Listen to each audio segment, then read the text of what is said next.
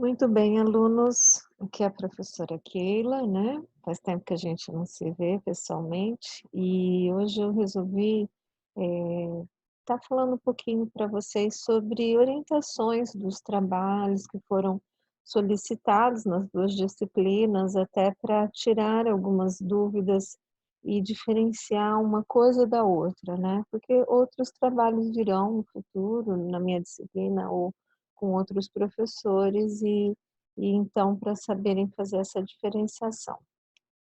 Uma modalidade de trabalho é do mapa mental, né. O mapa mental, eu acredito que vocês até saibam, entendam bem, como fazer o mapa mental. Mas o mapa mental, o que que ele é? Ele é um conjunto de conceitos, e as conexões que um conceito tem com o outro. Então, por exemplo, você lê um artigo ou você lê um capítulo de um livro, e aí você vai extrair as principais ideias, os principais conceitos, e fazer esse emaranhado de ideias, de conceitos, escolher as palavras-chave e mostrar a conexão que tem uma palavra da outra, um conceito do outro. Aqui no slide tem um exemplo disso, né. Então acho que é tranquilo esse do mapa mental. O outro modelo é análise de filme, que eu gosto particularmente bastante de passar para vocês. Análise de filme, é preciso diferenciar uma análise de um resumo. O resumo é simplesmente você assistir o filme e você vai contar a historinha do filme. Agora, uma análise, ela não pode ficar no nível superficial de apenas contar o resumo do filme, a historinha do filme, né. Então ela demanda uma interpretação, demanda uma pesquisa, demanda você fazer correlações entre os pontos do filme com conteúdos estudados, tá. Então eu peguei de exemplo aqui o filme, Parente a Serpente, que é um filme bem legal, e então essa primeira parte aqui é uma breve historinha do filme.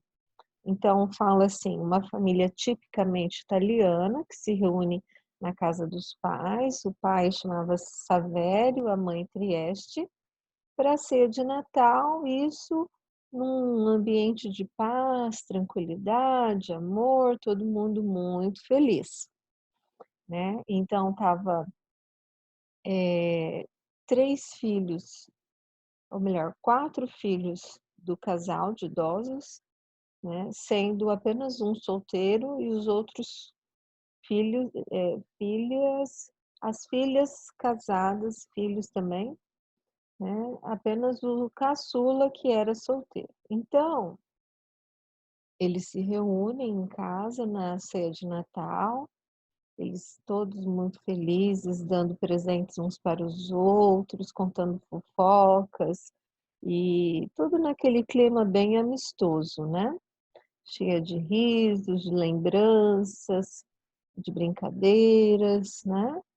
E agora, na hora da ceia do Natal, na hora do momento deles se confraternizarem ali à mesa, né, o casal de idosos, principalmente a mãe, que é a mais, assim, a dominante no casal, e ela expõe para os filhos que eles decidiram, eles não morariam mais sozinhos, eles gostariam de ver qual filho, qual filha, né, poderia estar acolhendo eles. Que eles não querem ficar também um tempo na casa de um tempo na casa de outro, eles querem ter um lugar fixo para morar, que a casa deles já é uma casa muito grande, que eles demoram para ver os filhos e assim por diante.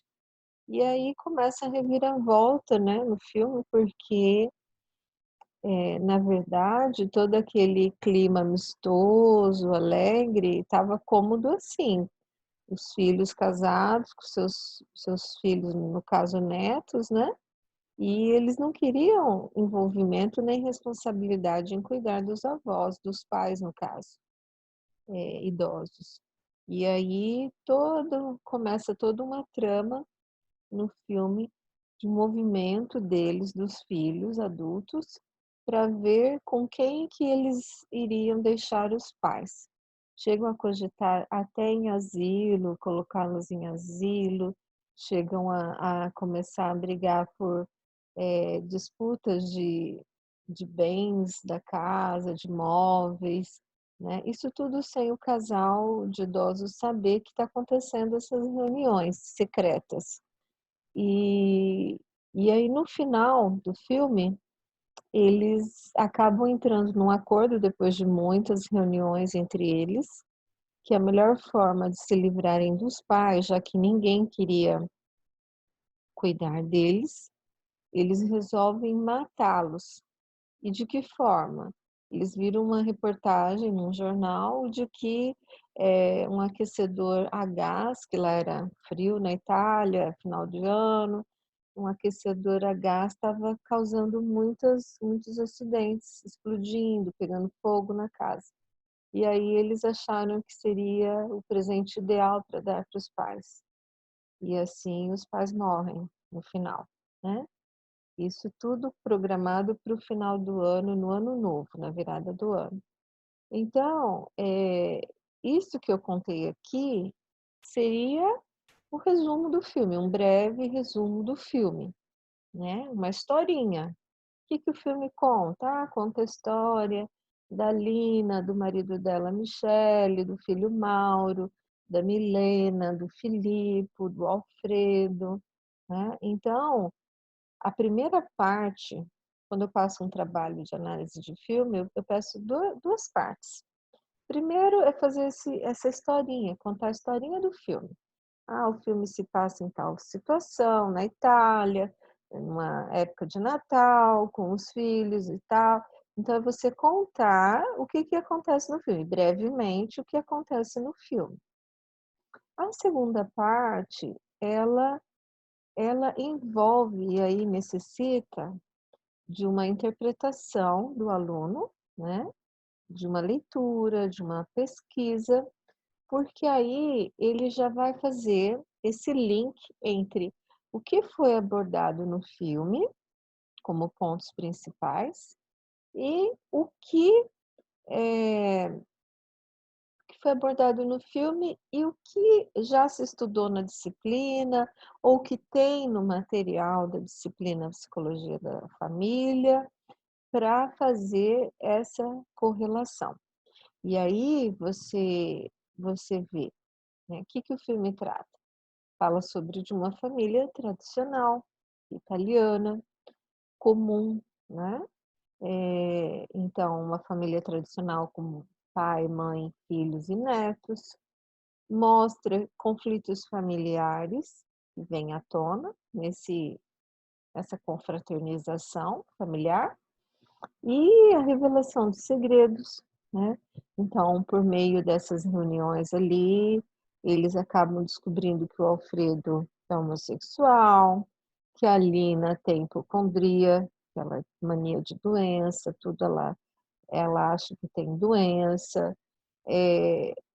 Uma outra filha tem infertilidade, não consegue ter filhos, e isso é motivo de todos ficarem o tempo todo lembrando ela desse problema, de transtornos alimentares da neta, da Mônica, traição entre os cunhados, né?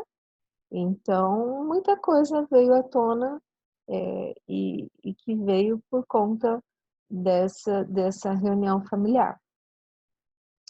E aí você já tem que começar a ver o que que eu estudei na disciplina, né? E que fala sobre essas coisas, esses assuntos. Então, sobre tipos de família, ou família tradicional, ou família monogâmica. Isso a gente estudou, né? Tem o texto da Ana Bock, que fala da família monogâmica, é bem esse exemplo de família monogâmica tradicional, né? Em que é o casamento de 2 pessoas com uma obrigação exclusiva de coabitação, de dividirem as tarefas, de cuidarem dos filhos, de ter direito à herança e assim por diante. No filme, esse casal de idosos, eles representam essa família monogâmica, tradicional.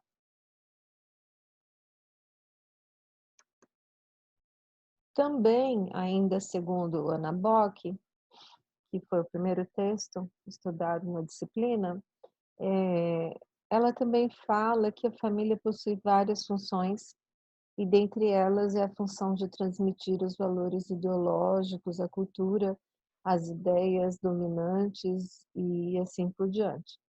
Então a gente vê no filme, né, quais são os valores que eles têm, a cultura, como eles veem o momento da época, né, como eles criticam alguns comportamentos, sendo que dentro da família já acontecia, mas que quando eles viam pessoas fora da família, eles criticavam, e assim por diante. Então, vemos no filme, podemos dizer, que vemos tradições sendo passadas de geração em geração, e na intimidade da família, como rituais de Natal, ritos religiosos que eles tinham que ir para a igreja antes da ceia, tinha que comer determinada comida específica, que era para o Natal. Havia uns ritos que precisavam ser seguidos nessa época do Natal e do Ano Novo, né. E a gente pode fazer, então, um link desses ritos, dessas tradições com a transgeracionalidade, que é essa repetição de padrões de comportamento de uma geração a outra.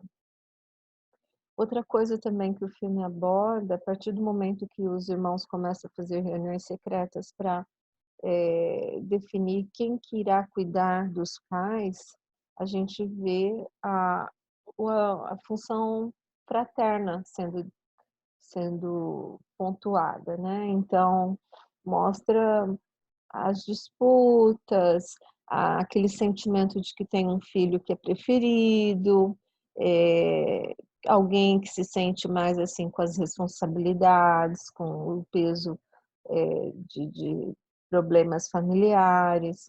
E e aí, então, a gente faz a conexão com o que a gente estudou em função fraterna, né, sobre as relações entre irmãos. E aí a gente pode dizer que sobre este aspecto, Pérez Carneiro, 2004, aponta que o relacionamento fraterno pode contribuir tanto para a harmonia como para a desarmonia familiar e que funcionará como um laboratório, é o primeiro lugar em que a gente vai aprendendo como se relacionar com as pessoas, primeiro com as pessoas da família e posteriormente com as pessoas fora da família. Também podemos fazer uma conexão do filme com a questão de ter pessoas idosas na família, o quanto isso mobiliza, o quanto isso influencia em toda a dinâmica familiar. Então, a questão de ter idosos na família mobiliza a todos de alguma forma, e essa relação fica muitas vezes permeada, fica numa polaridade entre a obrigação de cuidar e a expectativa do cuidado entre as gerações. Então, os idosos esperavam que os filhos prontamente ou até disputassem entre eles para cuidar deles, dos pais. E o que eles viram não foi isso, né? Pelo contrário, os filhos estavam vendo como uma obrigação de cuidar, um peso, algo que eles não queriam para eles.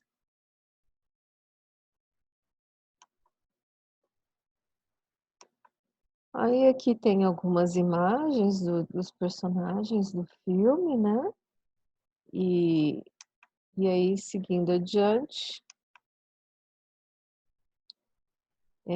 fica claro no filme também esse limiar entre cuidar dos idosos e a obrigação, como eu falei. mesmo com os filhos já casados, né, adultos, estabilizados na vida, já com os seus próprios filhos, no caso os netos, e eles assim disputavam, ficaram naquela disputa, mas não para cuidar dos pais. Eles estavam querendo se livrar da responsabilidade, né. Então pode-se concluir que a dinâmica familiar vai se expressar justamente nas situações mais críticas, na qual são exigidas posições e atitudes. Segredos familiares, sentimentos, rivalidades, traições, disputas por herança, necessidade de se livrar da responsabilidade de cuidar dos idosos, tudo isso é levantado no filme. Claro que aqui eu fiz uma análise, assim, ela poderia ser mais aprofundada, tá? Mas eu quis mostrar para vocês que quando eu peço um trabalho de análise de filme, ele vai ter que ter 2 partes. A primeira parte é esse breve resumo do filme. Então você vai contar a historinha do filme, né, onde se passa, quem são os personagens, o que que acontece, como que termina. Aí a segunda parte é essa relação que você vai fazer sobre os assuntos que foram levantados no filme com os assuntos que a gente estudou na disciplina. E aí você vai referenciar. Então, segundo, fulano de tal, ano tal, né? A transgeracionalidade ocorre assim, ou o segredo familiar, o aspecto fatores de risco, enfim, você vai referenciar. E toda vez que a gente referencia um trabalho acadêmico, quando você coloca, cita autores, você tem que obrigatoriamente colocar no final do trabalho as referências. Ou seja, da onde que você tirou? Quem é essa Féris Carneiro? Quem é o Batista e Teodoro? Então você tem que dizer, o Batista e o Teodoro, eles são os autores do livro Psicologia da Família. Féris Carneiro, ela escreveu o artigo sobre a relação fraterna. Então, tem que ter as referências, sempre tem que ter as referências, para a gente saber de onde que foi retirado esse conceito, essa ideia, tá bom? Aí vamos para outra parte, que é sobre estudo de caso. Também pedi estudo de caso para vocês, e, e assim, foi um estudo de caso relativamente simples, né? E que contava a história de uma família que estava passando por sessões de psicoterapia familiar, né, durante alguns meses já, no qual a mãe tinha bastante problemas, ela carregava traumas do passado, da sua infância, de abuso sexual, de não conhecer o pai, de ser portadora de transtorno borderline, de ainda fazer uso de drogas, de ter sido garota de programa no passado, né? De não conseguir dar conta de pôr limites, disciplina para com os filhos.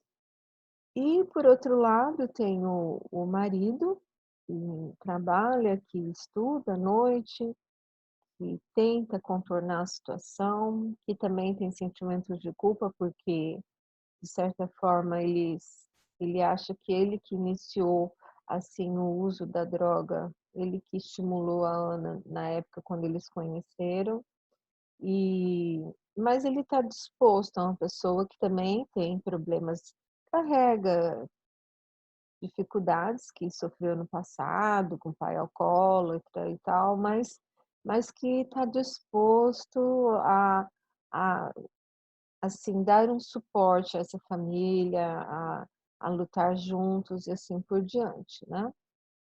Então, esse estudo de caso, aí você tem que ver, assim, o que pontos que a gente também já estudou na disciplina ou está estudando e que está presente nesse caso. Então, esse estudo de caso apresenta um modelo de família disfuncional, né?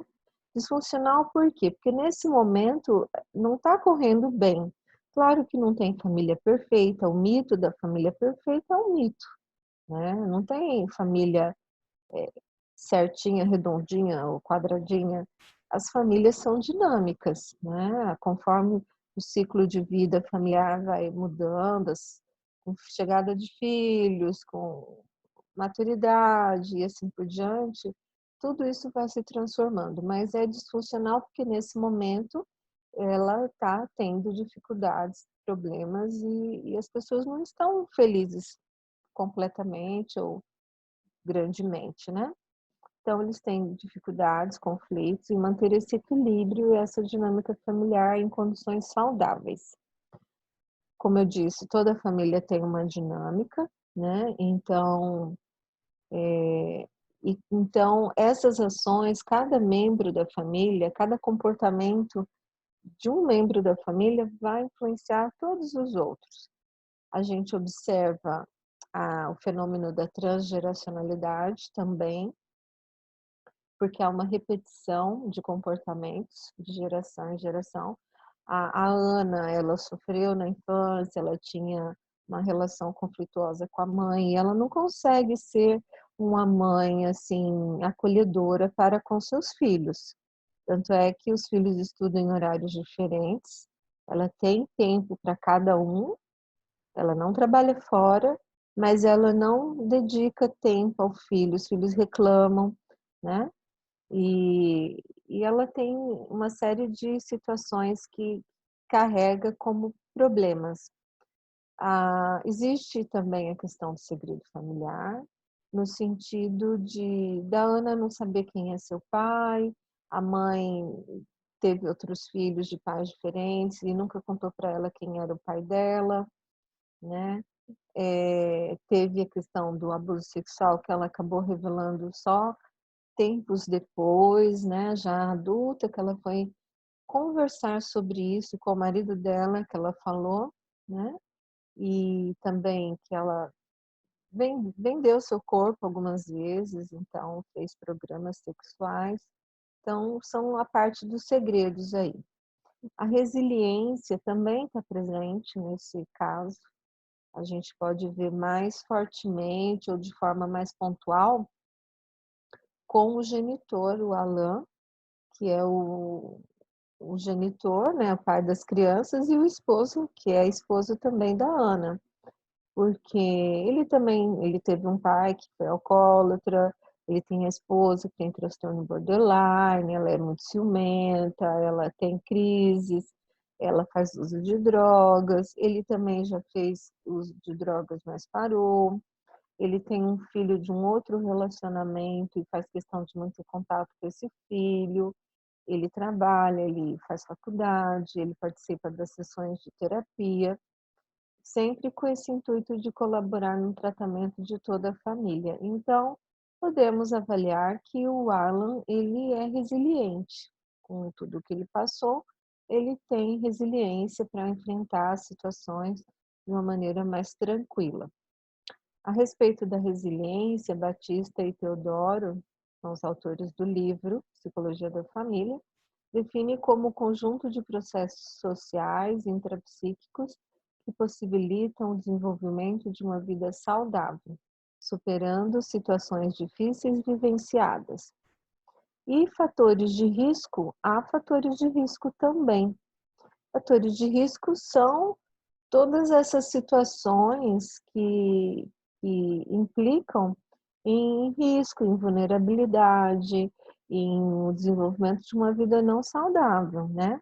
Então, os fatores de risco aqui a gente vê como os traumas vivenciados pela Ana, a relação conflituosa que ela tem com a mãe dela, né, a questão do ter sofrido violência sexual, que faz uso de drogas, que tem transtorno psiquiátrico, borderline, e tem dificuldades em lidar com os filhos. Então, esses são alguns fatores de risco presentes e principalmente na Ana, que é a mãe. E o que são fatores de risco, né? Então, toda essa situação que provoca ocorrência de resultados negativos para a saúde física, mental dos indivíduos, para o bem-estar da pessoa. E fatores de proteção também estão presentes nesse caso. A gente pode ver como fatores de proteção o comportamento do Alan, do esposo, né?